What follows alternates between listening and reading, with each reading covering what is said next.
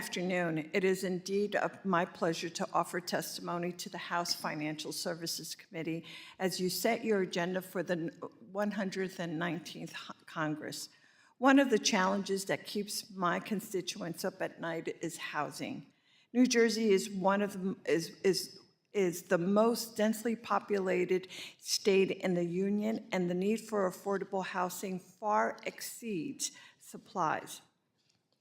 More than 200,000 affordable homes are needed for low-income people in our state, where the average price of a home has increased 66% over the past 5 years.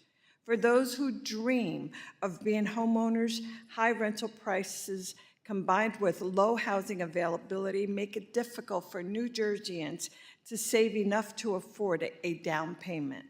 And with some of the highest property taxes in the country, it's difficult for many to stay in their homes. Renters are also struggling to keep up. Experts tell us not to spend more than 30% of our income on rent, but nationally, more than a third of households exceed that.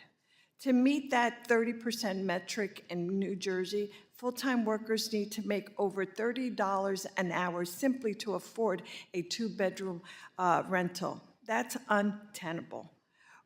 We've seen how the housing affordability crisis contributes to homelessness, which increased 24% in my state from 2023 to 2024, just in that 1 year. Beyond the affordability, accessing safe housing is also a challenge in my district. Almost 2/3 of New Jersey housing was built before the lead-based paint was banned. My hometown of Paterson has one of the highest in the state of children with elevated blood lead levels. As you know, lead exposures in children is linked to learning behaviors, hearing and speech problems, which can certainly affect the academic environment, as well as their achievement.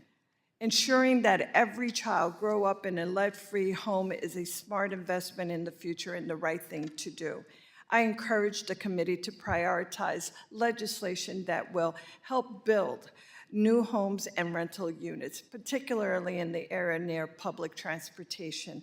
Make existing housing safer, like through lead remediation. Help low and middle income people afford rent and provide for their ability to provide a down payment, especially for seniors and families with children, and promote fair housing practices so every American has a fair shot at buying or renting a home. And while I am here, I would also like to encourage this committee to renew and reform the National Flood Insurance Program. Homeowners across my district in New Jersey, from the Meadowlands to the Passaic River Basin, remember the devastation from hurricanes like Irene and Sandy, like it was just yesterday. Our neighbors saw their entire lives swept away in just an instant. I encourage the committee to advance legislation to make the program more affordable and fair. We need safeguards to stop premiums from being raised to unaffordable levels. We need accurate maps and flood prevention investments. We need to strengthen the claims process so survivors can get what they need to rebuild. Flood victims are counting on Congress to make our flood insurance program better. I look forward, Mr. Chairman, to working with the committee on this issue and in any other way to support the residents of the New Jersey's 9th Congressional District. Thank you for the opportunity to testify before this committee. Thank you, Mr. Chairman.